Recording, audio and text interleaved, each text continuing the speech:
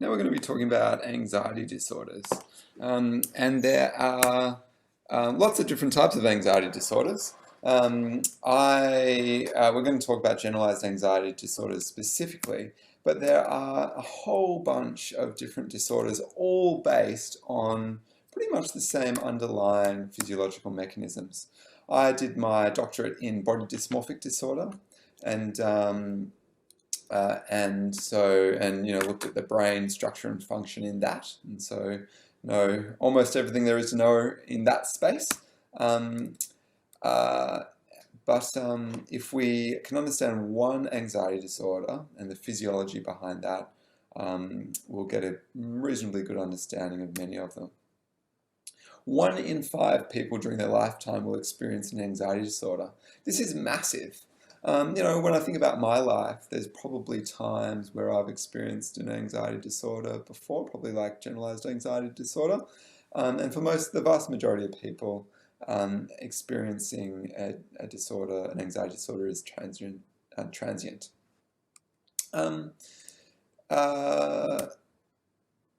So one of the key ideas that I talk about a lot in treatment with patients is the fight, flight, freeze response. Often called the fight or flight response. It's a physiological reaction that occurs in response to a perceived harmful event, such as an attack or threat to survival. The sympathetic nervous system kicks into gear, and it's priming the animal to either run away from the situation or to fight.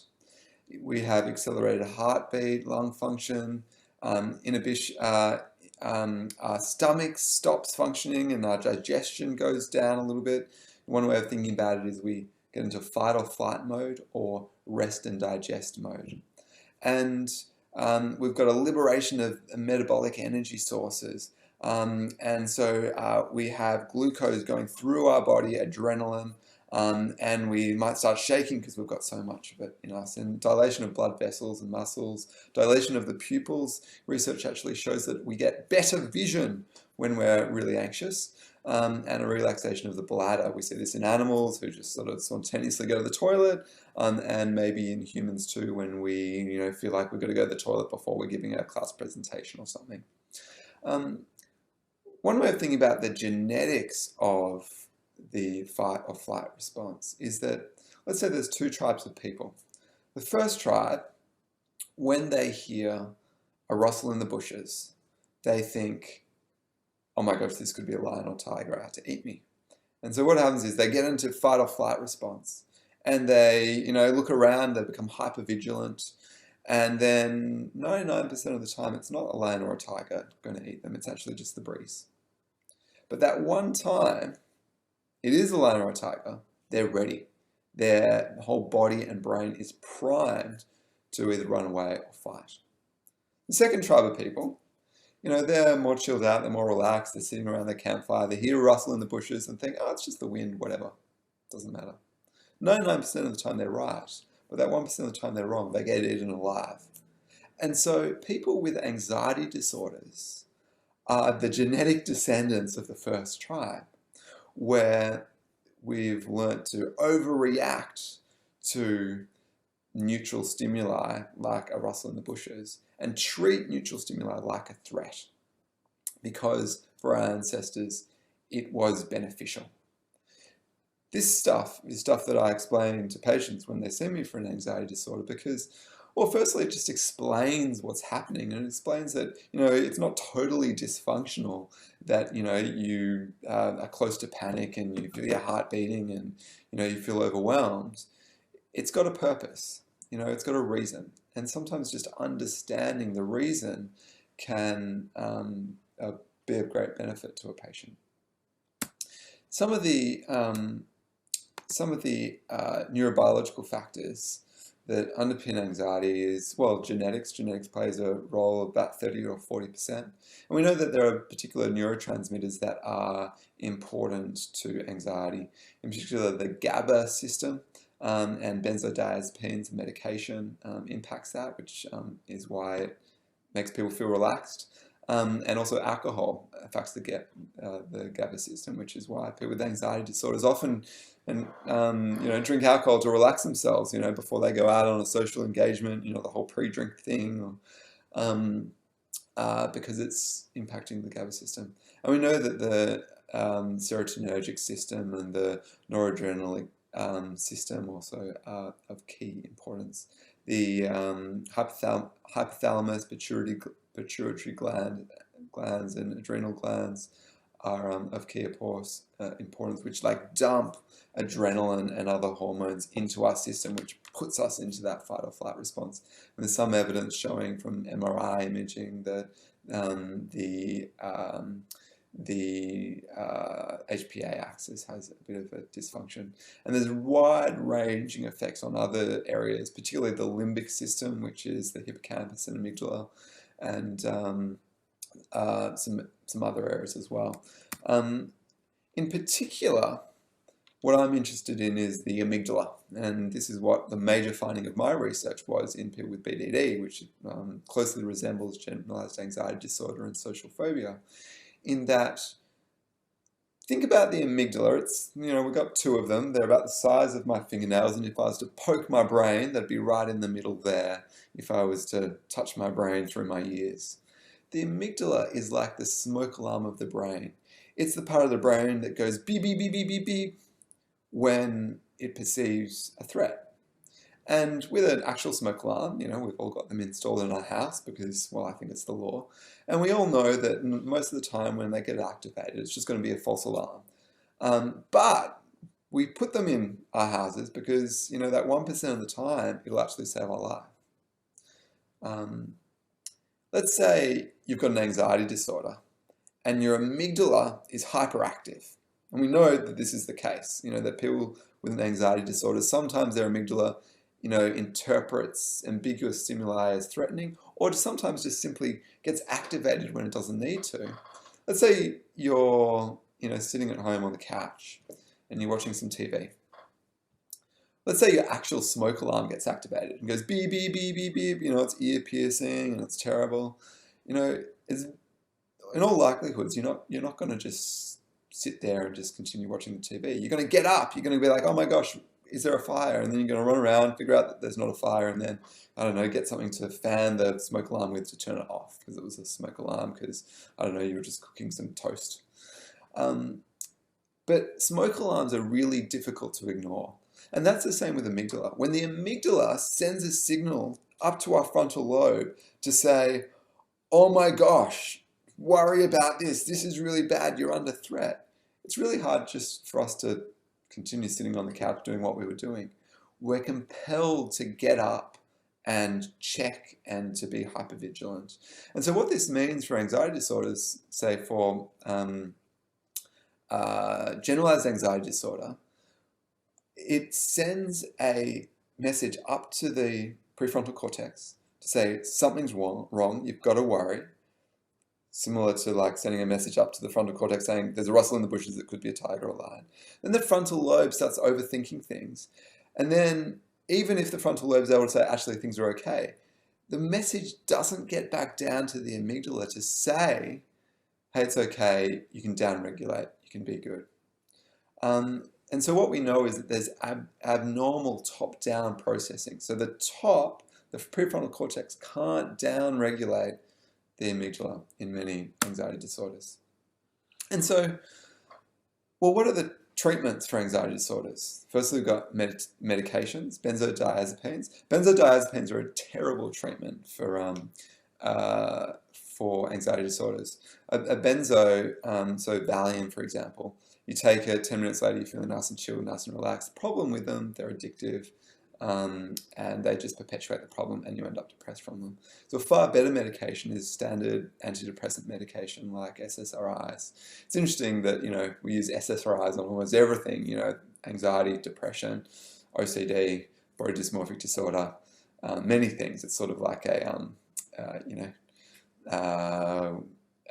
broad spectrum drug. Some of the psychological treatments are cognitive behavior therapy that we know helps the medial prefrontal cortex send a message down to the amygdala. For example, we know that amygdala reactivity goes down after you've had cognitive behavior therapy. So while it's a psychological treatment, it's got biological effects. And exposure and response prevention.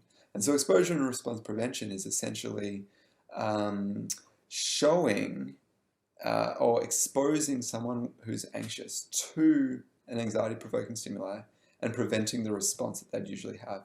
So a simple example is someone with arachnophobia, fear of spiders.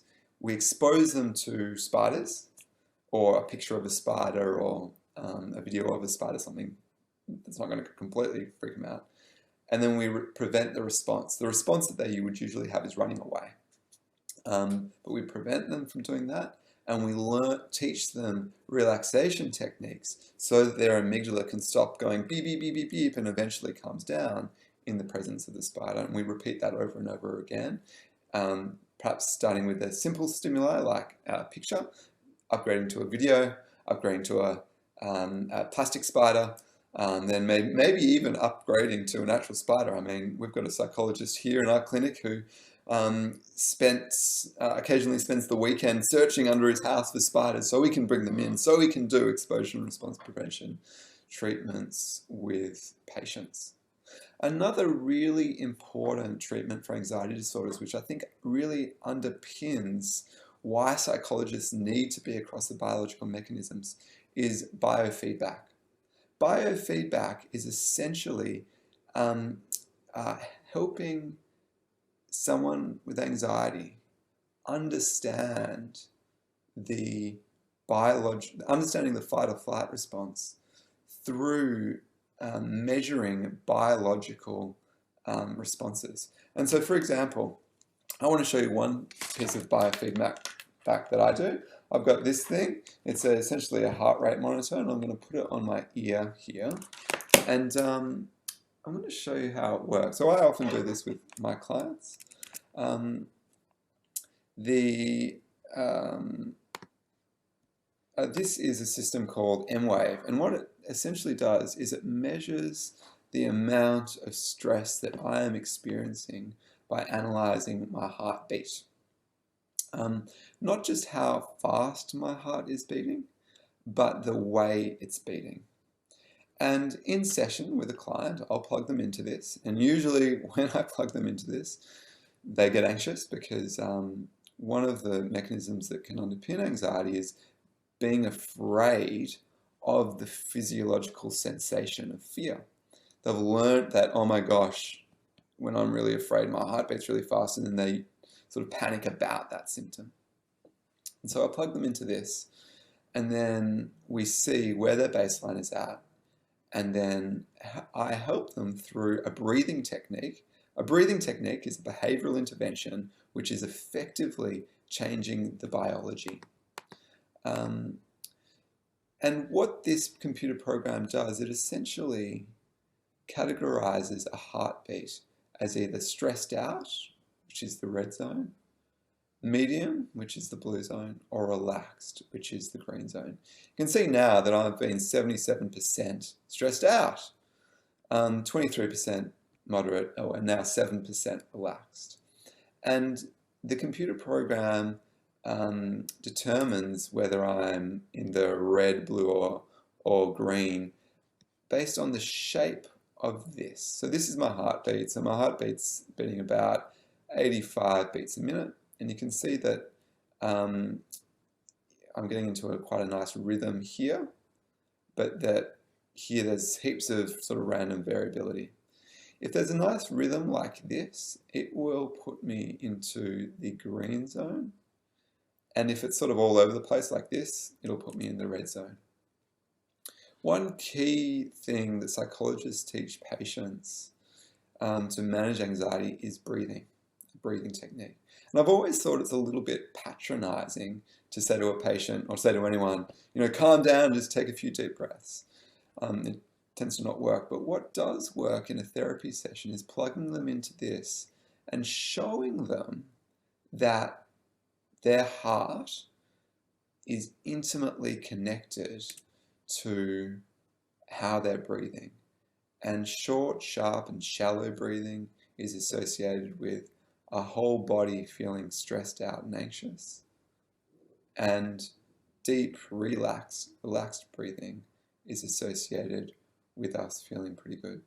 And so I'm just going to spend like 3 minutes now showing you that my deep breathing can have a significant impact on my heart, what my heart's doing. And, ultimately, this will be a sign that I'm going to have less adrenaline in my system. My amygdala will be reacting less, and so on. So currently I'm in the red zone. And you can see the history here. So started in red, got into green a bit, went into red, now back in green. What I'm going to try and do is just get myself in the green consistently. So I'm going to take I'm going to follow the lights here and when the light goes all the way to one end, I'm going to breathe in, and then as it goes on the other end, I'm going to breathe out. And I'd encourage you to do the same thing and see if you notice a difference.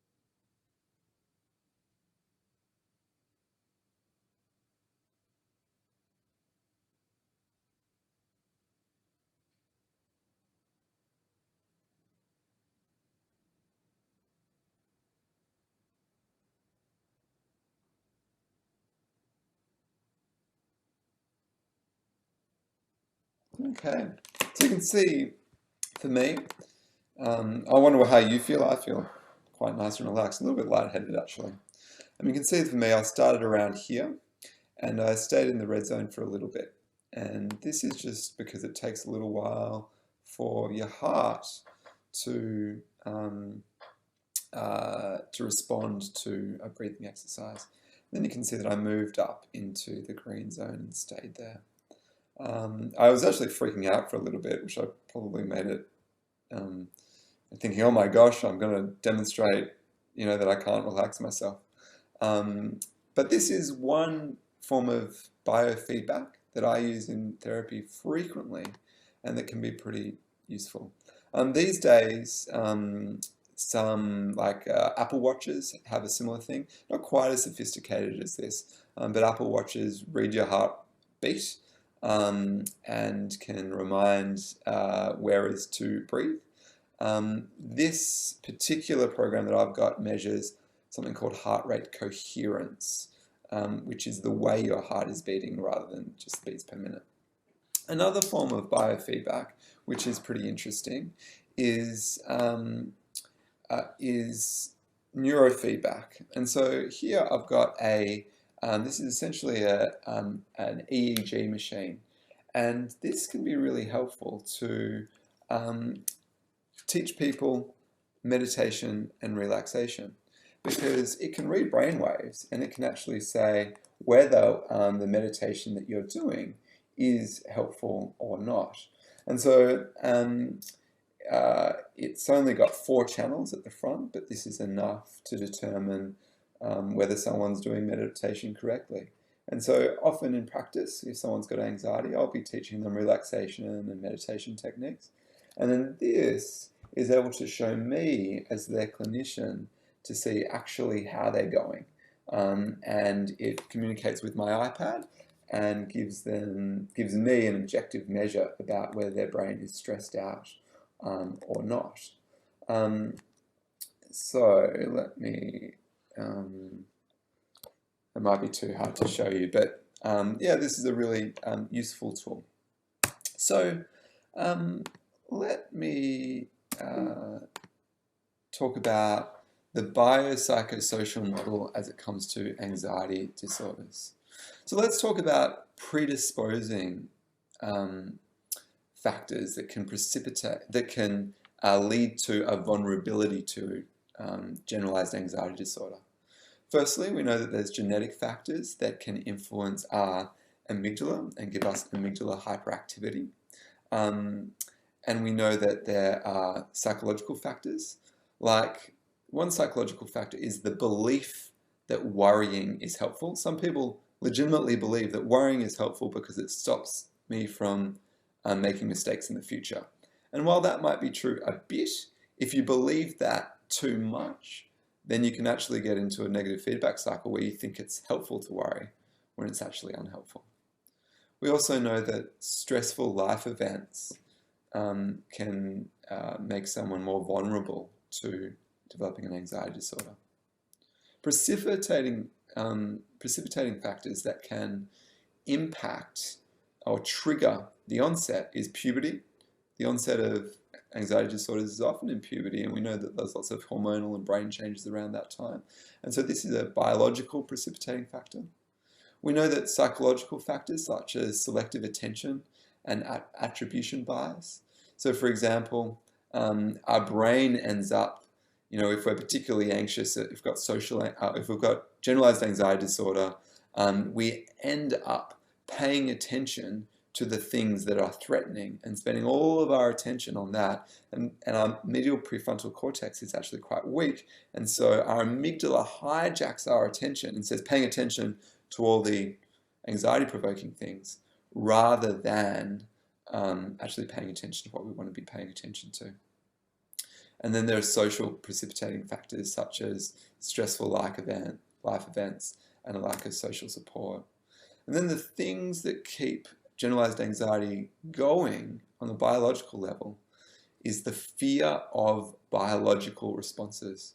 Often people say, oh my gosh, I'm so scared that I'm going to have a panic attack again, or I'm so scared that I'm going to have sweaty hands again, or I'm so scared I'm going to go red in the face.